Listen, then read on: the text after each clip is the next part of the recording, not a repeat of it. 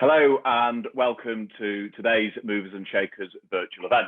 My name is Simon Montgomery and I'm the Regional Director of Movers and Shakers. For those of you who are new to Movers and Shakers, a very warm welcome. We are the leading property networking forum in the UK. This year indeed is our 25th year of delivering events, bringing together key players from both the private and public sectors. Today's event, the changing investment agenda in the West Midlands, balancing commerciality with social responsibility and sustainability. As we all know, the global property market has experienced huge disruption, which everyone is working hard to respond to. And in the West Midlands, we are not alone in facing that challenge. How these impacts have been felt and how the region's investment and development markets respond and reboot will be at the heart of today's discussion. So to talk about all things investment, we have assembled a varied and fabulous panel. A very quick introduction to the panelists. Today's session will be chaired by David Blackadder-Weinstein, who is the Director of Strategic Communications at Turley.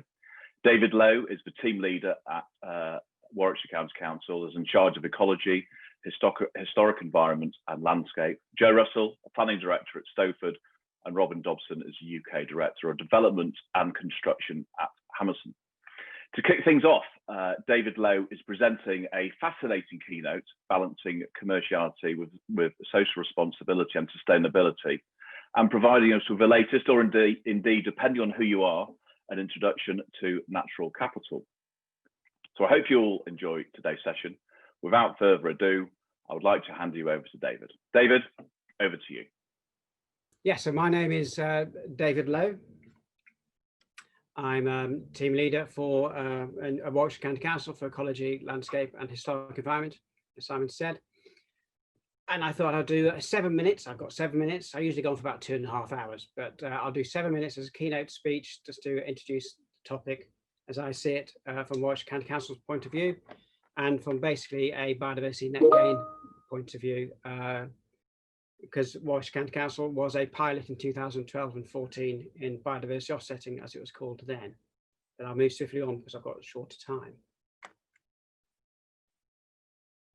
Why is first point of the social side of things? Biodiversity is on the down. This is the State of Environment report 2016. The recent one shows the same decline, whereas lots of species are all heading in a way in a downward projection. And that's measured on about 213 priority species, etc. And this map on the left shows research opportunities where basically shows can the Earth through natural processes cope with humans, and put it quite simply. And we've got various areas such as land use change system, climate change. And if you're in the green, it's where the Earth can cope with humans quite nicely. And the orange and yellow is where it's trying desperately to cope with us, but it just can't. And where it's in red is on free fall. So biodiversity, genetic diversity as it's called here, biodiversity is on the free fall, with species becoming extinct by every minute globally. And we've also got nitrogen and phosphate, which is in a nightmare situation. Locally, as I say, the UK Terrestrial Biodiversity Group and 361 species in an index they have has shown that 56 is declining. And in essence, I'll let you read that later. You can always pause the video to do that. But the index suggests that we are amongst the most nature depleted countries in the world. And that's basically the take home message from those two slides. So we need to do something about that. If we went to originally in the 2012 NPPF, it said that no net loss. If we had no net loss, we will continue that decline, but we may slow it down, but it'll still be a downwards spiral. So biodiversity net gain is the only way forward if we're going to reverse these trends. Health-wise, I was asked to put a bit about health, so I went to a World Health Organization, and COVID-19 is a reminder of the intimate and delicate relationship between the people and the planet. That's just cut and pasted straight from there. And there's some guidance on mainstreaming biodiversity for nutrition and health as well. So the World Health Organization is an excellent place to go to show how intricately humans and biodiversity coexist and must continue that if we're going to continue a healthy world. And I just saw this as well from some research paper, that the term drug actually comes from a French word meaning drogue, dried herbs. Why? Because early cancer treatments came from the yew tree, and aspirin comes from aspen bark, and quinine is also nature, is also from nature as well.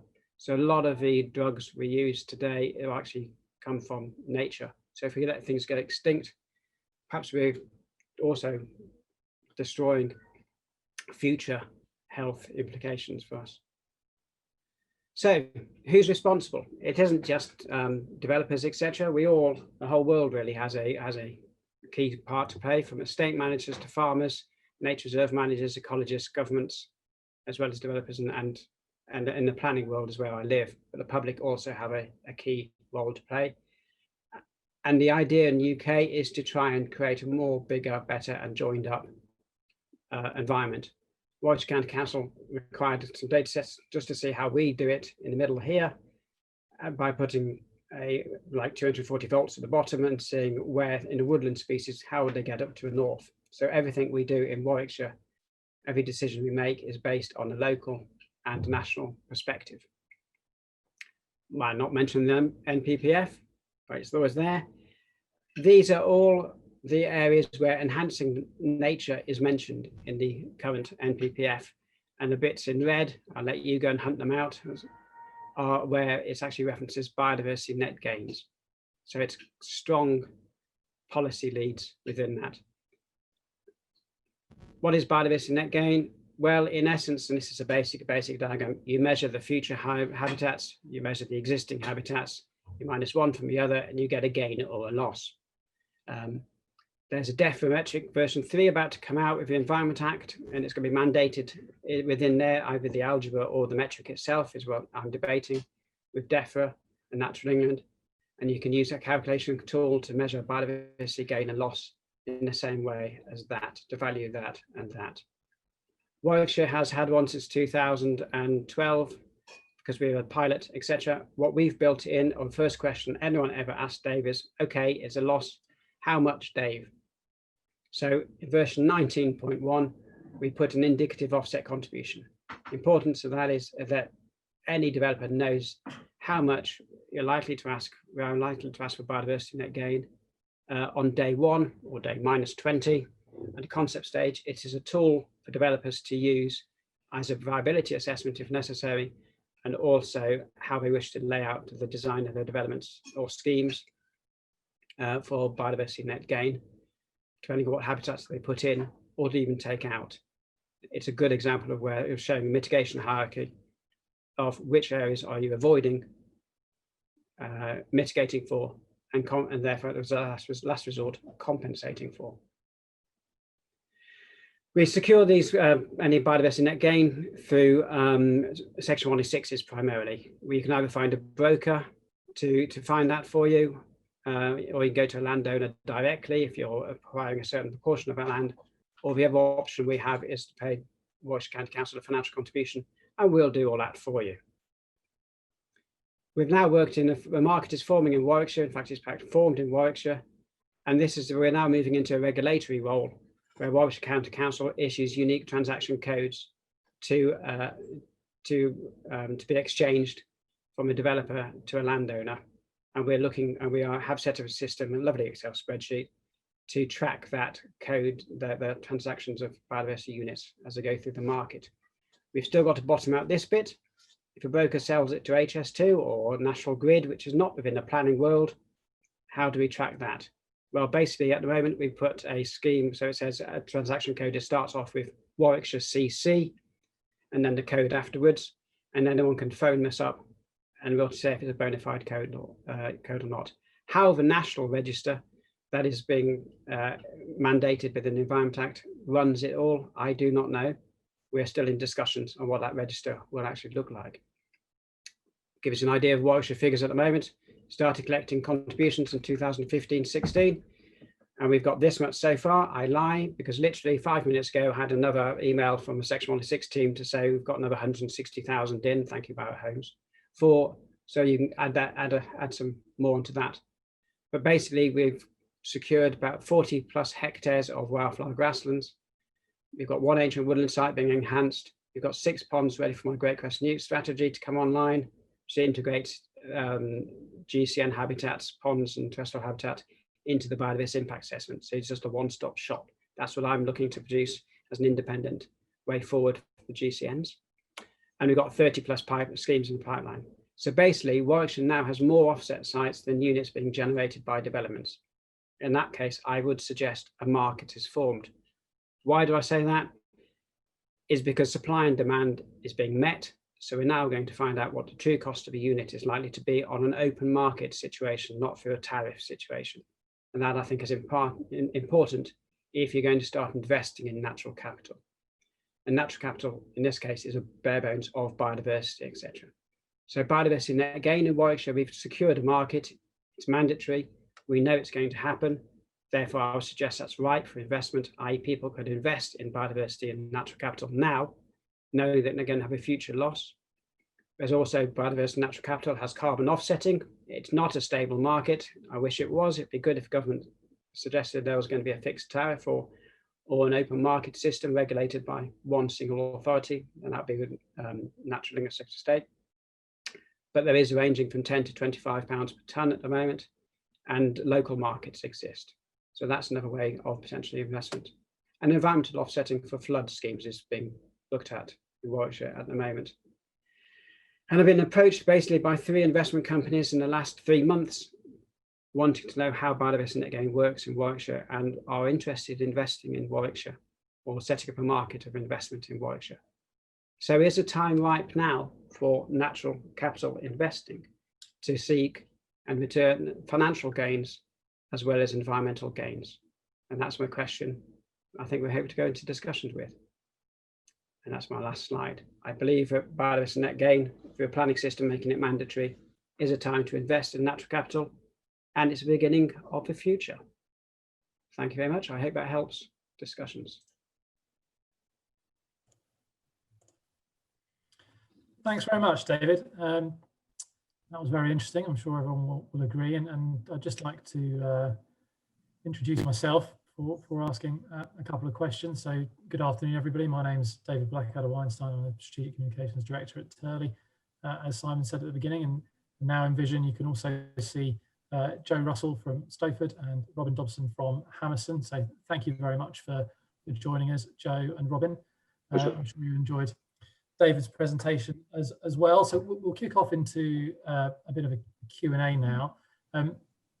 All of you members of the audience are perfectly welcome, please, to put some questions forward via the Q&A function at the bottom. We'll keep an eye on those and can put your to the panel. I'm sure that's something you're familiar with now after 9 months of lockdown and doing these on a regular basis. So please do feel free to come forward with your type questions, and we'll try to get to them. David, a really interesting start to the conversation.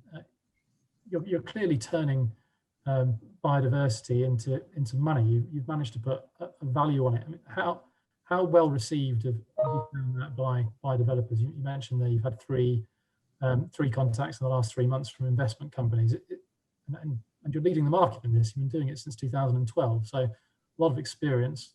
How have you found the judgment of it changing over that period, and how well received has it been?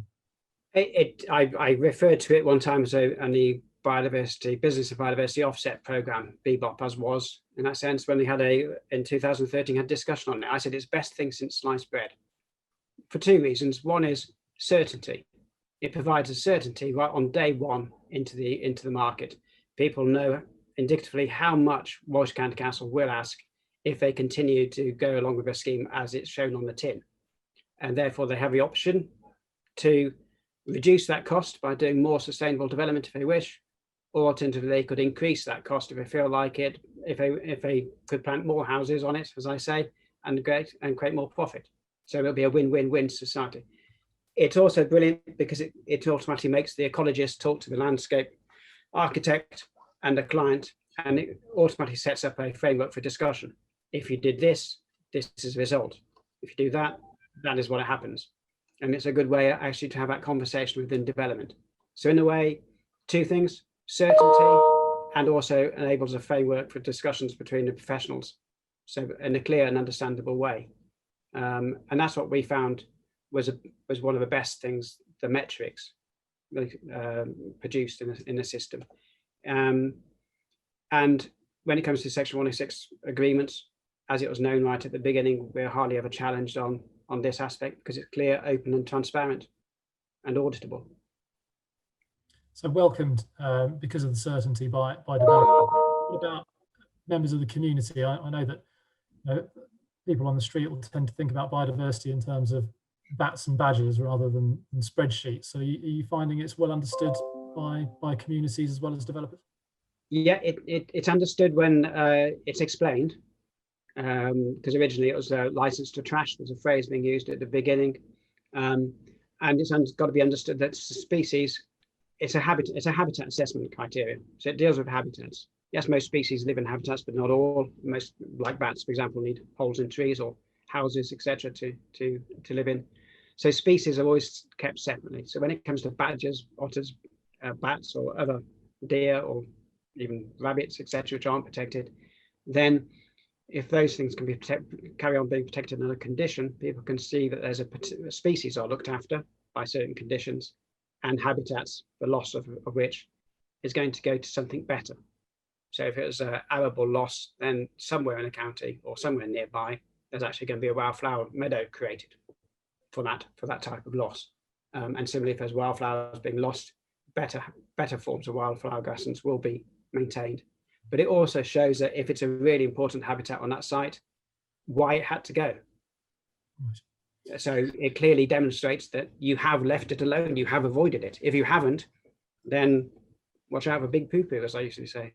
And obviously it's a theme that people are much more interested in with every day that goes by, considering the climate crisis we find ourselves in. Joe, I'll come to you on this now, if that's okay. I know you've done some work with David on Redditch Gateway. How have you found the biodiversity assessments? Yeah, you're right. We have used the biodiversity calculator with Dave and his team at Redditch Gateway, and he's certainly right in terms of the certainty aspect of it. So that enabled us from the outset to work with our ecologists and with Dave and his team to identify what the overall cost would be in terms of finance for offsetting at what's one of our sort of flagship sites, really. And I think that helped us because we were able to then make adjustments to the scheme as we were going through to include greater levels of biodiversity within the site where we were able to, and equally where there are elements of the site that we were not able to save. Then we needed to divert a watercourse, for example. We needed to remove a particular H and hedgerow. And we were therefore able to discuss that with Dave and his team and come up with the appropriate level of contribution. How does that compare with your experience outside of Warwickshire? Obviously, this is something that's not, that biodiversity isn't exclusively limited to Warwickshire, and the Stoke would work across a number of sites. Yes, of course. Yeah, we're nationwide.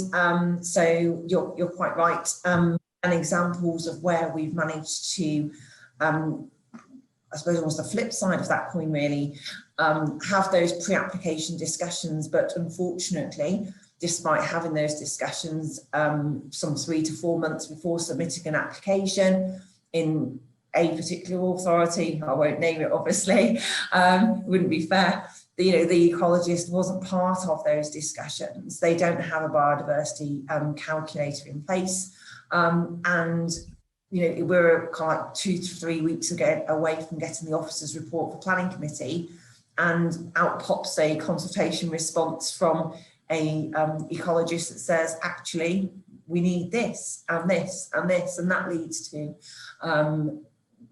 prolonged negotiations, revised plans, additional costs, and effectively it kind of means that the pre-application process that we all bought into is somewhat devalued. So I think, at least having that calculator, as Dave has got at the outset, really does help. You mentioned consultation there. Let's pursue that for a second. How important is community engagement and consultation in your view? How do you take communities with you on your major projects, Jay? Okay, so I mean, Stowford, the company that I work for, we deliver commercial development within sort of B1, B2, B8 traditionally uses, albeit we also promote land and are starting to promote land for more mixed use. So I think, and with my history, I've previously worked for as a consultant for house builders, and I think it's perhaps fair to say that there seems to be more than an acceptance for delivering schemes that deliver jobs, as opposed to schemes that deliver homes. And I'm not quite sure why that is, because everyone certainly needs a home. But I think I have found that that does seem to assist in terms of being able to demonstrate the amount of investment and job opportunities that you can bring into an area. In terms of bringing those communities with us, clearly the last 9 months now, is it, have been more challenging. We're not able to do those traditional going out to a village hall or community centre and standing there and kind of selling the wares of our scheme. But it has meant that we've needed to embrace far more so sort of technologies, use of Zoom calls like this, discussions with parishes online, discussions online via community, either webinars or putting information simply out there on the internet. But I think it's trying to ensure that we reach those harder to reach groups. And the difficulty is that you actually don't know if you've reached them or not, because if they haven't commented, you don't know if that's because you've not reached them. And likewise, if you are getting comments back, you don't necessarily know which communities, are responding to you. It could be just because of a result of an email chain, for example. So it has been more challenging, but I think having clear lines of engagement, and for us as well, reporting back. So making sure that when we do get questions, rather than just standard comments, when we receive questions that says, and what about this, or how far will it be before, or can you tell me how many trees are going to be removed, actually taking the time out to respond to those particular points, I think has helped us in terms of making some of our larger schemes. So for example, we've had to do a 700,000 square foot warehouse opportunity. We've put that through an application in September. It's going to committee in January. And that's all been done in a COVID world, online, with community consultation undertaken that way. So that's been important for us. So coming back to David's presentation, Joe, I mean, you mentioned it there about numbers of trees, for example. I mean, are you finding increasingly in your engagement with communities that climate change and biodiversity are issues that are coming up more often than they used to? Absolutely. In addition to the usual, you're building on a green field or you're building on green belts, I'm afraid. Yes, which we don't always build on green belts. I think it's just that misconception of different designations of land, but there is certainly an appreciation in that wider community of sustainability, climate change issues, and loss of wildlife in particular. And it's down, we've found that through perhaps maximising opportunities within our schemes. So for example, one of our schemes in Worcester, it's a game changer site in Worcestershire. We're delivering large amounts of floor space there. We've worked with stakeholders to evolve opportunities for greater biodiversity. So for example, our cycle racks now, we've developed cycle stands that have a green biodiversity roof within them. All of our ancillary buildings on that site, refuse collection points, for example, they also have green roofs built into the fabric of that particular design. And being able to turn to a member of the community and say, well, these are the opportunities we're bringing in. We're introducing in all of the green infrastructure, hiberniciculars, we're looking at pollinator posts, we're looking at replanting. I mentioned Worcester 6, for example. 25 hectares of that site is devoted to green infrastructure. That's huge. That's a huge undertaking that we've looked to do there. Thanks, Joe. Robin, I'll come to you now, if that's all right. And obviously Hammerson has a reputation much more of a city centre, town centre developer and operator. But just before asking you a little bit more about that, I mean, are these issues of biodiversity something that you're having to deal with as well? Very much so, and I think I suppose the challenge from a developer's perspective is how the investment community, how the occupier community values this and has valued it. But there's definitely a huge change afoot, I think, on both fronts. And you've got to remember also that we as Hammerson, we are a long-term developer and owner, so a lot of our investment comes from UK pension funds, very much long money European investment houses, which basically have sustainability, physical and social integration very much embedded in much of their placemaking and their thinking. And if you look at, without going into sort of huge detail around sort of the COVID crisis, but a lot of the themes that will take us out of sort of the crisis we're in at the moment in the sort of post-COVID world bring the whole discussion that we've just been sharing and having this morning very much to the front. The ability to create more open space, public space, or green space, or diversity of uses, and that very much plays into our corporate target to make sure that we are net positive carbon zero effectively by 2030. Okay, thanks, Robert. And you mentioned the COVID crisis there. We've had a chat about this before to a degree. I'm sure we've all got a level of COVID fatigue, but at the same time, it's very much the elephant in the room that we can't possibly ignore. So maybe you could talk to us a little bit about how the experience of 2020 might be accelerating trends for Hammerson that were already in train. I know, for example, before the pandemic, you were looking at some very large developments that weren't necessarily retail-led, as has been the tradition for Hammerson. So has that changed this year?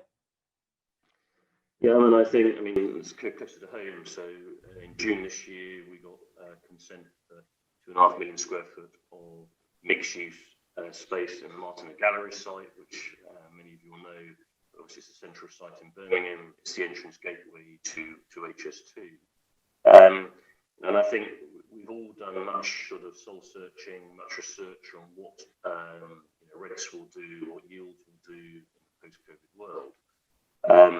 My own personal take, and certainly what we're hearing from the investment community, the occupier community, is that all of the sort of topics that we've been talking around become even more polarized to the very best locations and to the very best sites. So the vibrancy of spaces, the variety of uses, how all of those uses, in the case of Martin Galleries, we've got a new flexible workspace mixing with over 1,400 residential uses. We've got food and beverage, we've got public space, we've got hotels. And actually, the opportunity there is to create estates with the very best quality buildings, but also with the most varied uses in and around public open space. And I think that is the absolute driver. And the quality of space, the sort of whole well-being agenda is absolutely in the front of mind of everything that we're doing and everything we will bring forward here in Birmingham and other sites around the UK. Thanks, Robin. David, Robin mentioned the well-being agenda there. How does Biodiversity Net Gain assist with the health and well-being agenda, in your opinion? It's critical. I think the slide I showed on there, the World Health Organization, as most humans do live in urban settings, etc. There's also the climate change agenda to add to that as well. Biodiversity, trees, waters, fountains, green roofs, green places to eat out in that beverage and industry has got to be far more attractive. It adds shade, it adds coolness. Microclimates within urban settings can be a nightmare. It also, the trees, certain trees can absorb pollution a lot greater than others, and that's a great effect and killer. I believe now is air pollution has been determined, and the fact that plane trees in the old days in Victorian times were planted because they were so good at absorbing those pollution effects. We seem to have forgotten some aspects of those days. So biodiversity can play and does play a fantastic role of balancing impacts in much more than just biodiversity species in manners. Living walls, green roofs are ideal for that. The biodiversity metrics doesn't deal with urban settings very well at the moment, and that's a flaw, I think, in the DEFRA 3.2. Naturally, we've done some sterling work trying to resolve that. But one way, as the DEFRA metrics can be used, is to incentivize those aspects. You get more points for some of those habitats, as it were, to be erected. Otherwise, they are quite costly to put in and to put out. And therefore, it might be useful to see if there's any other ways of supporting those, the creation stage. So therefore, the biodiversity units are reduced for and deal with mainly the maintenance elements of it. So maybe there's a way of dualing two forms of grant applications, two forms of funding, to bring those expensive but necessary green infrastructure into the net gain world. Because a good thing about biodiversity net gain is you have to manage it for 30 plus years. So therefore, that's where a lot of the cost comes into it, is the management aspect. You've got to understand that biodiversity is for a long term and not just a short, quick, not just for Christmas, as you could say. Robin, if I may, there's a couple of the things I was going to mention which plays exactly into that theme. I think the other thing that we are seeing an acceleration of, and I think it certainly has played out over the last 12 months during the current crisis, is the whole sort of whole ethical part to what we do, what people want to see brought forward, and there's very much a much more local issue that's playing out here. So how you locally live, locally buy, and the whole community base, which I think from a Hammerson perspective, we've always been a huge long-term supporter of community-based projects centred around good infrastructure, of which you have an abundance of here in Birmingham and getting better. And I think that is where you get the real, the potent mix of variety, diversity of uses with, as we've said, as David had been saying earlier, open spaces, green spaces, without the car-borne journeys being apparent, but very much locally based journeys, locally community-based projects.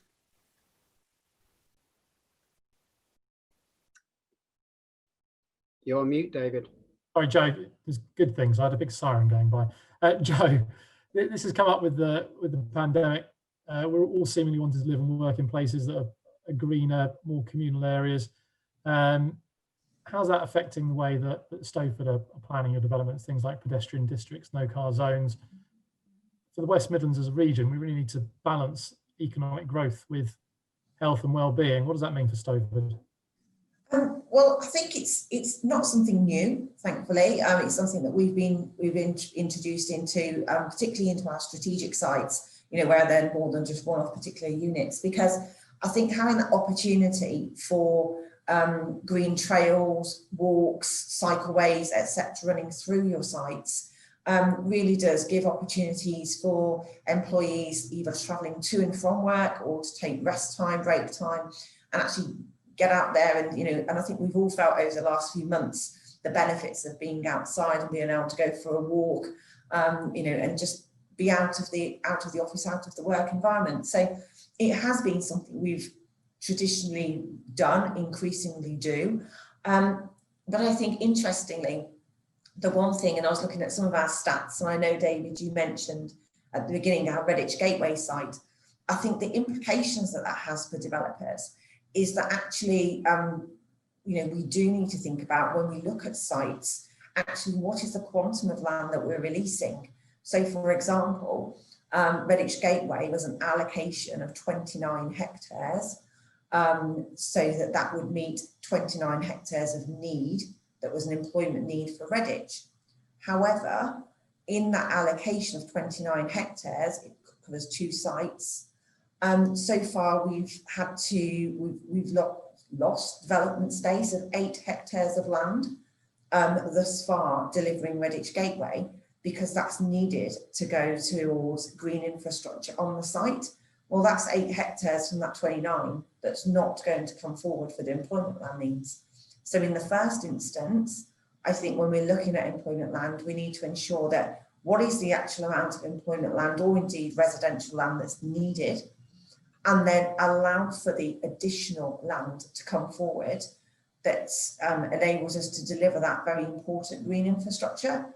because at the moment we're just delivering net loss in terms of the employment land that's required. There's a fine balancing act there, isn't there? We've had a question in for the audience on that subject about balance and viability. The question is, how do you find a balance between the needs of the community in terms of, for example, housing and the need for nature conservation? The costs associated with relocating wildlife can be excessive and can seriously impact the viability of schemes. So perhaps, Joe, you could give us an answer from your perspective, and then David, I'll come to you. I'm happy to answer. I'm just conscious that we deal in commercial development and Robin might be the best person on this one. But yes, I mean, we do need to balance. And I think, as David's alluded to, you know, sometimes that requires, if we can't balance that on site, then we need to look at balancing things off site. But I think equally there are a number of, whether it's employment development or whether it's residential, there are a number of demands being made on the development developers and indeed landowners to deliver not just biodiversity, but for example, in housing, it's affordable housing, it's looking at other forms of infrastructure, schools, medical, etc., that are needed. And I think that at the end of the day, there is only so much fat in the land, and we are becoming increasingly squeezed, as I'm sure all sectors are, in terms of which do get paid and which don't. And I think when you've got, in this case, Dave, who's got a very strong policy and evidence basis behind him that supports his biodiversity calculator and requests, then that places him in a much stronger position to request those contributions than where such particular contributions may not be as well evidenced or supported by policy. I think it's very much on a case-by-case basis, site by site, and across different districts. David, viability, are you having people come to you and say, look, you know, we simply can't bring forward these developments because of what you're asking of us? Yes, is a honest answer. We did, or we do. I will say we did that in the first 2 years of bringing in biodiversity net gain, where people had purchased sites already, and therefore it's an additional burden suddenly placed on them at the 11th hour, as you could say. I did suggest it happens in the Forest Government statement, because the NPPF was brought in at the same time as biodiversity net gain pilots of 2012. And the NPPF said you must deliver biodiversity net gains where possible. Well, the metric actually made it possible too. But for those first 2-3 years where people had purchased land and then they had to find the extra money to do the offsetting, we were a lot more lenient. We dropped down all the defometrics to the bottom of a scale in that sense. And we said, well, we believe we can deliver net gain for this amount. And therefore we took what we needed to do, etc. Because the whole idea, as I said on the presentation, is the idea is that the developer finds their own site. Therefore, they take their own green agenda in their own hands. And therefore, they should be able to find a site which is cheaper than our financial contribution. So I put it out there to be industry to find your own sites. And I hope you can come up with something cheaper and better in some respects than what we would find. And it takes that ethical responsibility with you in your green agendas. However, if you do want me to find it, then it just takes a little bit more time and expense to do that. I don't mind which way it goes personally. But so with all new schemes, everything that comes into the government, there is always that first 2-year transition period. But the viability assessment done by government suggests that it expects about 90% or so of the biodiversity and net gain costs to come off the land in the future, once it comes off a land price, etc. Because if the local authorities, because the DEF one doesn't produce a unit cost for biodiversity, then as I said, you can deal with it on day one. You could deal with it on day minus 400 to a planning application. You can actually deal with it saying, is this site, if this site comes forward, what biodiversity is on there now? How much indicatively is it going to cost me if I was going to produce scheme A, B, or C? You don't have to talk to a local authority about that anymore. It's all there, open source, on Warwickshire County Council's biodiversity impact assessment. If you had that in front of you now, would you be interested in an area of land if it was a UK priority habitat? Well, obviously not, because that's against national policy. And in the Redditch Gateway, for example, there was some remnant priority habitat sitting in the corner. So some of the hectares, which has been said, well, you can't build on, it's actually because it was against national policy to do so. One would have argued, why was it in that allocation in the first place? Why was it in the red line in the first place? Why was it part of that 8%? That's where local authorities need to get their act together and say, this area within that area is sacrosanct. Yes, it's still within the red line. That's because we expect the developer, when they come forward, to enhance that bit as part of their biodiversity net gain. And then how the site can come forward. You mentioned policy conflicts and local authorities there. We've had a question in from Jonathan Thompson. I'll read it verbatim. Afternoon. I'm a registered broker representing the Allscott Estate Biodiversity Project. I endorse David's view. However, can the biodiversity requirement lead to a tension between the biodiversity agenda versus the amount of dwellings that can be delivered in a core strategy or local plan? David. I say Allscott Estate, just a quick reference to that one, is a private scheme, which is in Warwickshire at the moment, where they're selling their own units by themselves as a broker. And that's where I've started that regulatory function to check to see that we're not trying to sell the units twice to various people, etc. But that's a brave step forward by them in anticipation of a market is going to become mandatory. Therefore, they've got 60 units or plus to sell on the market, grassland or woodland units, etc. So is there a conflict within policies? Again, this is where local authorities are now tackling mandatory biodiversity. Again, do they go for a call for sites, biodiversity sites? Do they do a call like that and deal it in the same way as strategy, so that they can pursue both allocation sites and biodiversity sites? Does that impinge the market? Would that stop certain developers, small developers going forward, small landholders going forward, saying, I want to do some good stuff on my land, and it's right where I want biodiversity to join things together, more, bigger, better, and connected? You will probably wipe those ones out because they may be too expensive.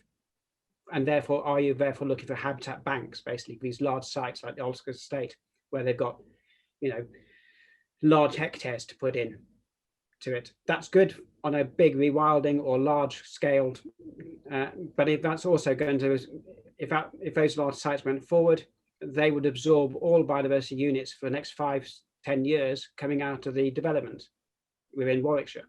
So you're sucking all that biodiversity out of certain areas and pumping it all into 1 or 2 sites. That is not more, bigger, better, and connected in Warwickshire. That's not the strategy we want to go forward. In smaller unitaries, such as Teesside, I think might be perfect on the Humber, on the estuaries for mudflats. It all depends on local authority strategies and how they would want to take forward the biodiversity enhancements within their area in that sense. David, if I may, just one commenting. I mean, it's interesting. We've had a very similar debate on a recent planning application process recently, and I mean, part of the answer lies, I think David was alluding to, in terms of if you take a very long-term strategy across the project, as we are a long-term owner, so we can do that. But I think you still always get back to the point that, particularly where some of these big sites need quantum of infrastructure funding, it's no different to a Martin Gallery site we have in Birmingham here, and actually, therefore, you get back to the sort of the trade-off. You'll need a certain amount of density, a certain amount of scale, and a certain amount of commercialism around any of these sites to make sure that one can deliver the wider benefits, both short-term, long-term, biodiversity and sustainability. And I think that trade-off and that discussion, we actively embrace, but there is a realism around that that needs to be considered.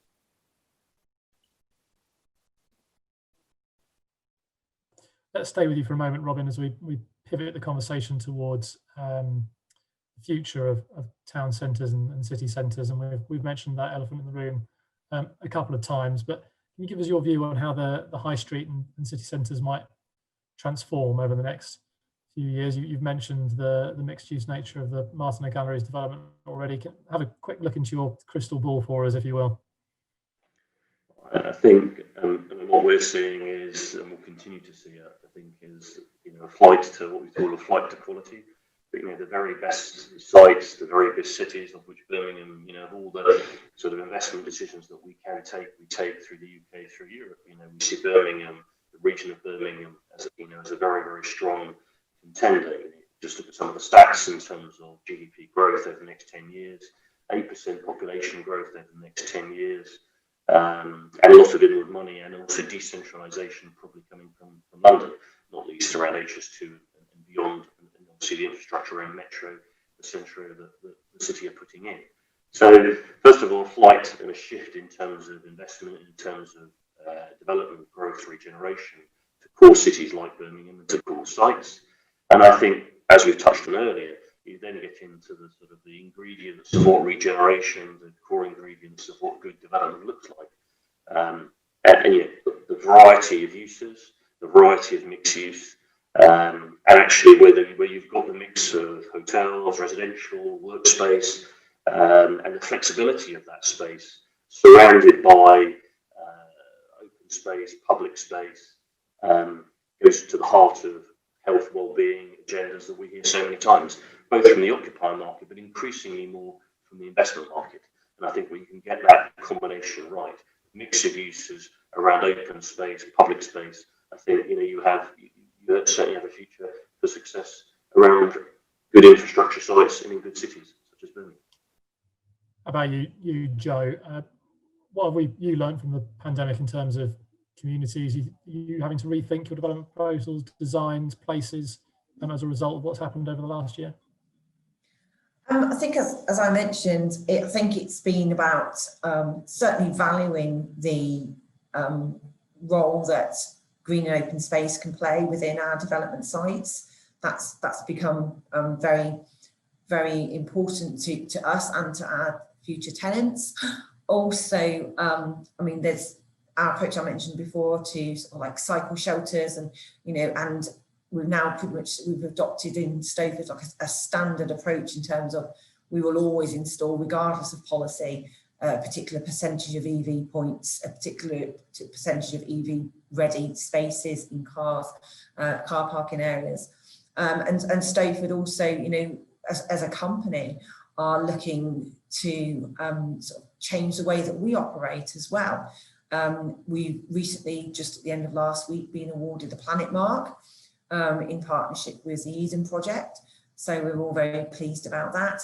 And that effectively demonstrates to both the local authorities that we work with and our future occupiers that Stoford are committed to carbon reduction. And so that's effectively what the Planet Mark is all about, reducing our carbon footprint.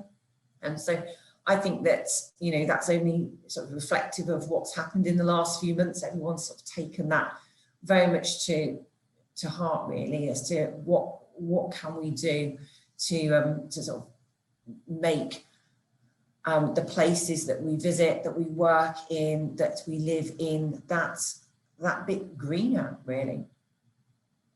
And you think that's come about because of the pandemic? Yeah, I think there has been a much greater appreciation. I think a lot of us, I'm sure you have got Zoom fatigue. I think at the start of lockdown, I think webinars were a novelty. Perhaps, hopefully, we've still got some people listening to this one. I think we were quite fortunate in that, the lockdown occurred over the summer, so that we were able to take advantage of, the better weather when it came to our daily walks.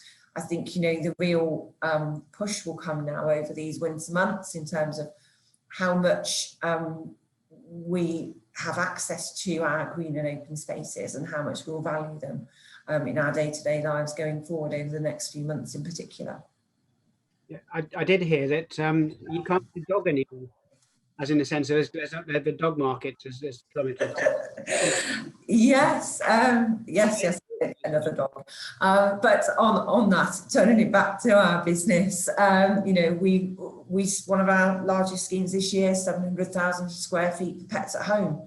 That's reflecting the huge online market that's being generated through the trends that we've seen over the summer, people wanting more dogs, like myself, and also basically people shopping more online. People saying, well, actually, I want that convenience of being able to purchase that particular product online, get that from an online facility, and then be able to go about my recreation in my own way. There's also, David, as I said earlier, I think we're seeing in many of our sort of operational centres, there's definitely less travel as well. There's less long distance travel. There's a lot more propensity to, whether you're working, whether you're shopping, whether you're playing, to use your local environment, to value your local environment. And as Joe said, value the open spaces that perhaps, too often we took for granted, I think, pre-12 months ago. That in one respect, you should say should be very positive.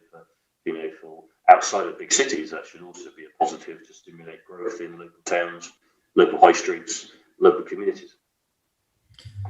Pandemic isn't the only thing that's happened in 2020. That the cogs of government have continued to turn, and a planning white paper was obviously unveiled in August. Joe, what did you make of it? What does it mean? What's the significance difference for the market across the West Midlands, in your opinion, from the draft where we are now on that? Yeah. Well, I actually think, what its intention, as I read it, was that it was there to simplify and apply focus to the planning system. And that simplification coming from, 3 very basic designations of land. Quite how that will actually pan out and provide both simplification and focus, and indeed certainty, which is what I think we all want, whether that's a local authority, a developer, a landowner, or someone in the community. We all want certainty from our planning system for various reasons. And it's whether or not we will get that certainty through the changes that the white paper proposed. For example, that the very simplistic approach of sort of growth, renewal, and protection. Protection, I'm sure if I had an Oxford dictionary, pretty much gives that implied or inference that land is protected. And yet, on the other hand, local authorities are having to review their local plans every 5 years. So it's kind of like categorising land that, along with green belts and AONB for protection that may not have been protected before. Then 5 years later, suddenly the local community see their very much valued protected land suddenly being proposed forward as an allocation. And so I think that very broad brush labelling of land into those 3 categories actually isn't going to help simplify the process, and I don't think it will win us as planners or developers much support from the community, which, to be honest, is what we very much need. The view we've heard, it seems simple in theory, but in practice it would be far from simple.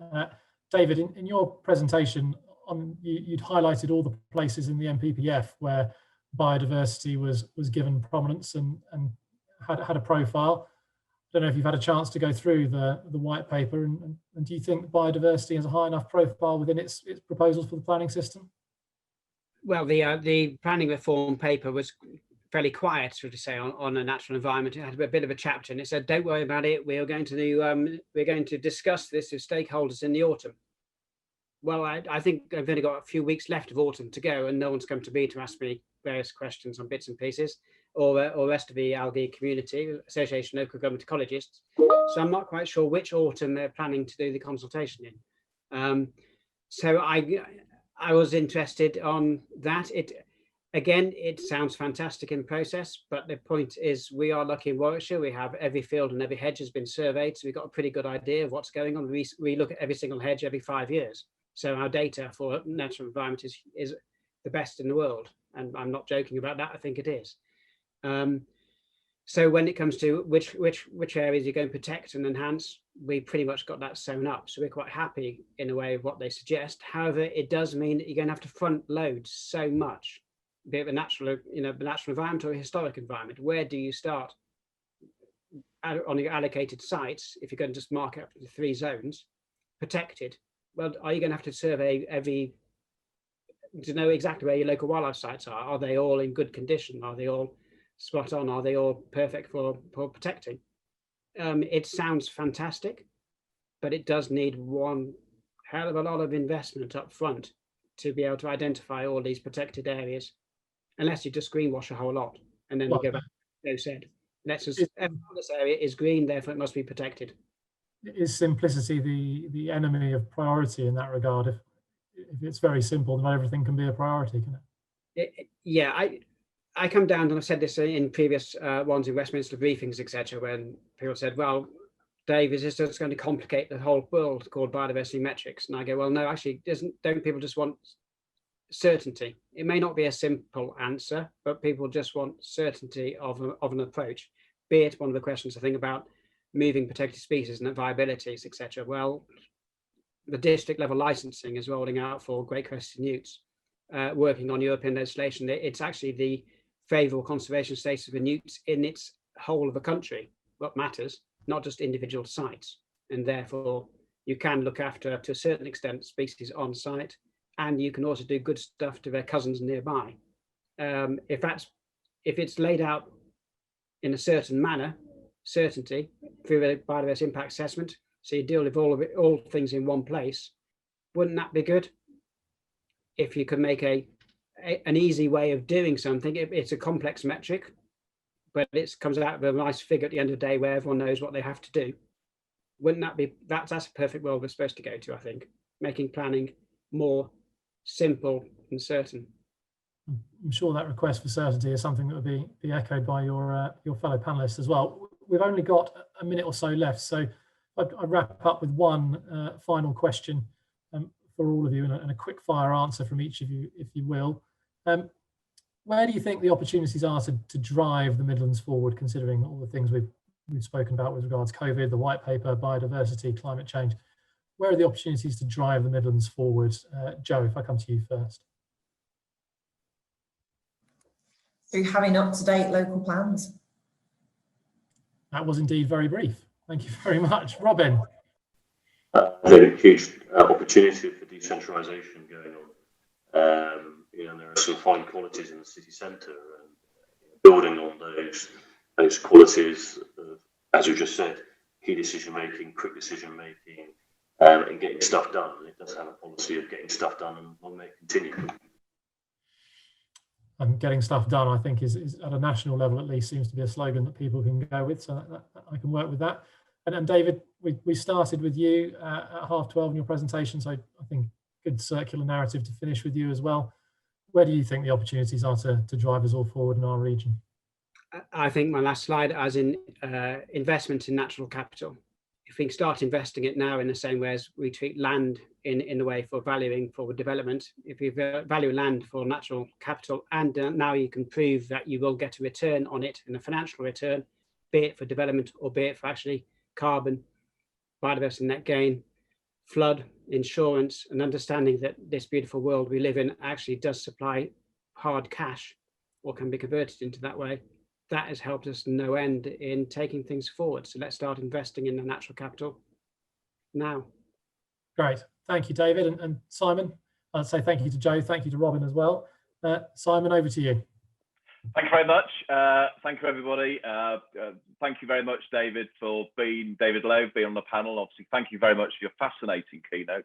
Thank you to Joe, thank you to Robin, and thank you to David, our chairperson today. Excellent job by everybody. Obviously, a fascinating session. We've covered a million different angles. Balancing commerciality with social responsibility is obviously a large topic. And there are many elements that contribute to successful investments.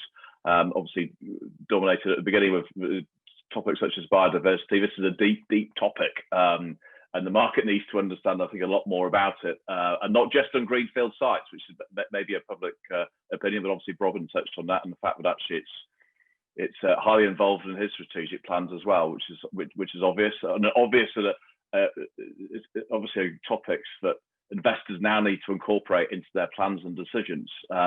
Investing in natural capital is indeed a fascinating element of the marketplace that has emerged I'm no doubt sure that it will provide many more column inches in time to come, but indeed more opportunities as well.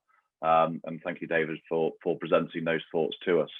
I'm delighted we touched on also other important topics such as carbon footprints, creating great places that are socially beneficial and valuable. Obviously, equally, they're all critical, but getting such topics right is increasing the shift from potentially investing outside of a capital and increasingly investing in locations such as the West Midlands is fascinating. And obviously, Robin is proof in the pudding as such with reference to that. But again, if we do get all these elements right in our respective regions, and I think it's obviously the shift away potentially from the capital is a fascinating one.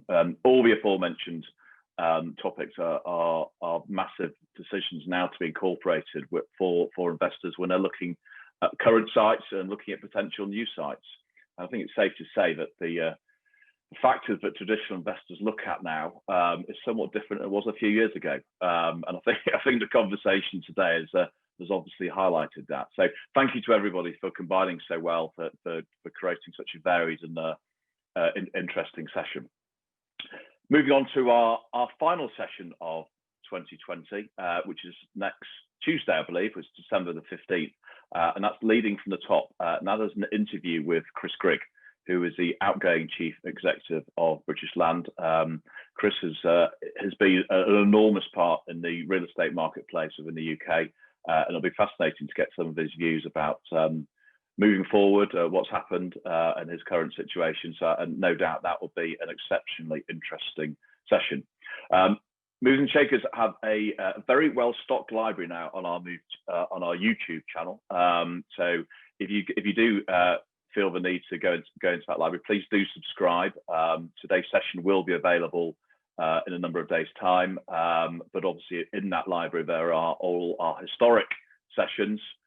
There's lots and lots of really valuable information and some fascinating stuff. So please feel free to dive into that and glean some information. And if indeed you think a colleague or a friend might be interested in something that's on there, please obviously do feel free to forward that valuable content onto them. Thank you once again for everybody for joining us today. I do hope you found it of value. I certainly did. I found it absolutely fascinating. And if we don't see you next Tuesday, from everyone at Movers and Shakers, I hope you have a very well-earned and enjoyable Christmas break, and we all look forward to seeing you in 2021. So all the best from us at Movers and Shakers. Have a good Thursday and Friday, and enjoy your weekend. Many thanks. Bye-bye.